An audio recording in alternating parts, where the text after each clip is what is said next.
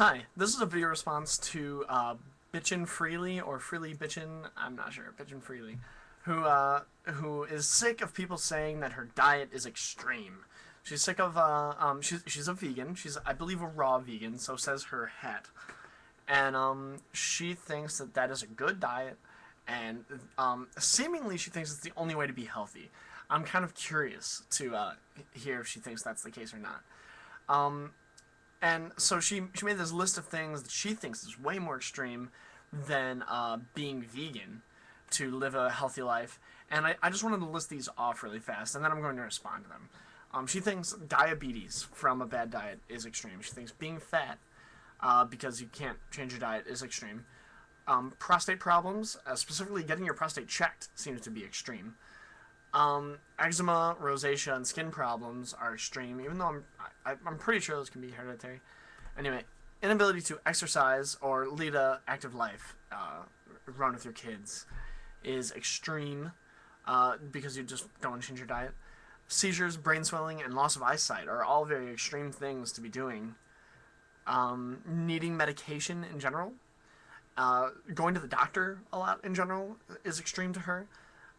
Having breast cancer is extreme. Specifically, getting breasts removed that have cancer is extreme, especially when you are just told that, sorry, it's spread. Hemochromatosis, which I had to look up, it's when your body absorbs way too much iron, is extreme. Getting that because you don't want to change your diet is extreme. I'm not sure that has dietary causes. Impotence is extreme. Getting impotent because your diet causes you to have bad blood circulation. She mentions diabetes again. She mentions being fat again. She mentions cancer again, specifically chemo, saying, since when does injecting a person with poison make sick people better? And she also makes the claim that you can't possibly love your dog while eating meat that is like a lamb being shot in the face or something like that. I don't know.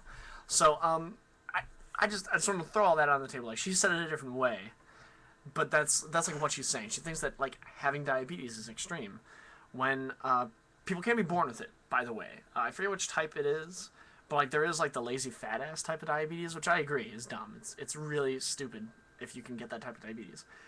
And then there's the you're just born with it type, which I think is and she does say, I believe she says, like, losing your foot to diabetes is extreme. And yeah, that is. Yeah. If you can't manage your diabetes, it sucks. But you could just be poor, too. And, like, you can't afford the insulin shots or the testing strips and stuff. So you kind of have to wing it. And that can go wrong.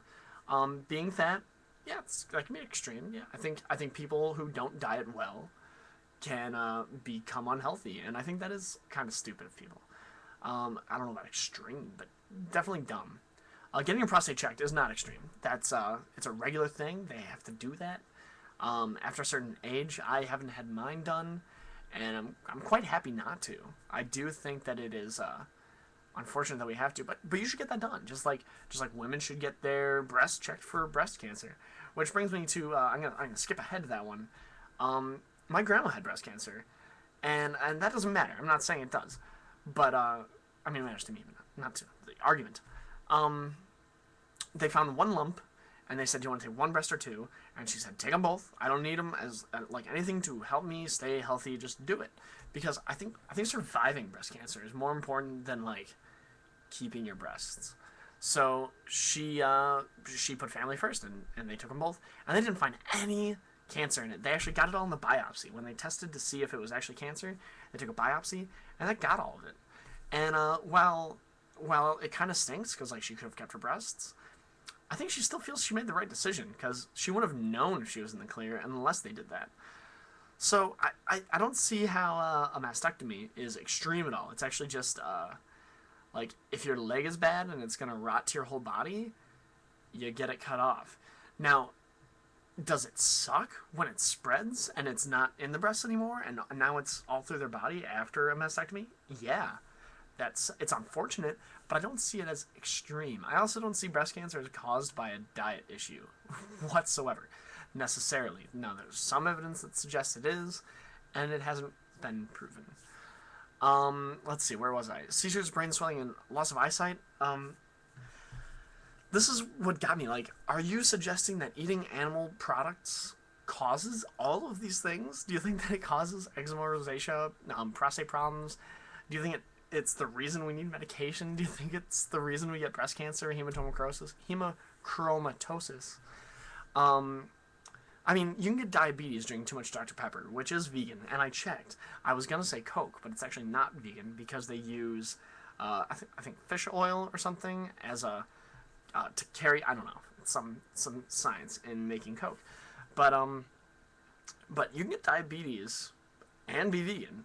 You can be fat and be a vegan. You can get prostate problems. You can get skin problems. You can become too fat to exercise and lead an active life. You can get seizures, and again, I'll say be fat and get diabetes since you mentioned them twice. All those things can be accomplished on a vegan diet, and they can also be avoided on an animal-based diet very easily. There's a lot of healthy people out there who eat meat and who eat eggs and drink milk, and you know, I think all things in moderation. Completely cutting out a lot of foods isn't extreme. I don't think it's extreme, and I agree with your argument there. I don't think it's necessary, and I don't think that this whole like your diet is stupid and mine is awesome is really like necessary. In addition to this, actually, I'm sorry. I want to address the chemotherapy, injecting people with poison to make them better, has worked. Like, it's just worked. You said, since when does injecting poison make sick people well? Ask tons of people who got chemo and actually beat their cancer. Now, you could argue that maybe they were just going to beat their cancer anyway without it. But the success rate with chemo versus not doing anything is better. They've had a marked success with that. So, it does. I'm just letting you know. That's just factual information that I'm giving you. That it does work. And it sucks, but we don't know how to fight cancer. We're doing the best we can. And right now, poisoning the body to kill the cancer seems to work. So there's that. And then, so after all that, after all the, like, I know I didn't make a properly formatted argument, but, I don't think that you're proving that animal products cause any of these things. And I don't think that you're proving that being vegan avoids any of these things. And that's my main point. But then your other one about, you can't love your dog while eating meat. I just think it's funny, because I love my dog. I have a little Shih Tzu. He's very cute. I would never eat him.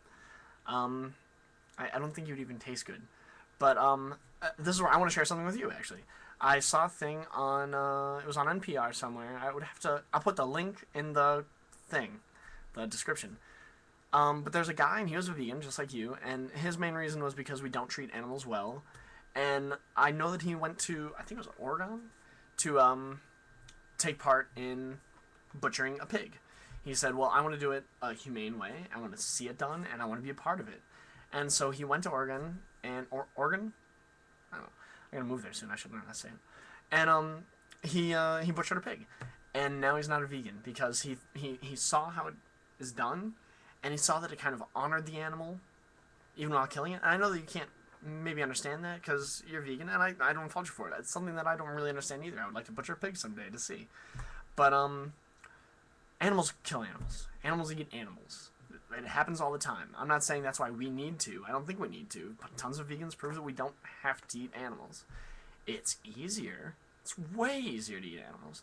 But I understand that we don't need to. And I understand that sometimes eating too much can be unhealthy. But you should definitely read about that. Because I think it's interesting that he kind of changed his viewpoint once he actually took part in the butchering of it. And it's not a hate-filled act. We aren't killing cows because we can't stand them. We're killing cows because people want to eat them. And we've been eating them ever since the Paleolithic era. Not cows, but eating meat in general. We were eating animals ever since when? Which is another interesting thing. Look into the paleo diet. A lot of people say that's the only way we can actually be healthy. And it's more about not eating processed foods than anything else. And I think that's actually great. I think the paleo diet's amazing. And you can eat meat in that. They still stress that you should eat a bunch of fruits and vegetables. You should stay away from a lot of grains, actually. And I think you might find that interesting. So maybe read into it. I'm sure you won't become paleo because you seem very set in your ways on being vegan. But you should understand that there are many paths to health, and we all find them or become fat fuckheads with diabetes, and that's okay. You know, if you choose to be healthy by being vegan, that's fine. That's great. Good for you. If other people choose to be paleo and that works for them, great. I think the main thing is just being healthy. Eating right, eating in moderation, and getting exercise.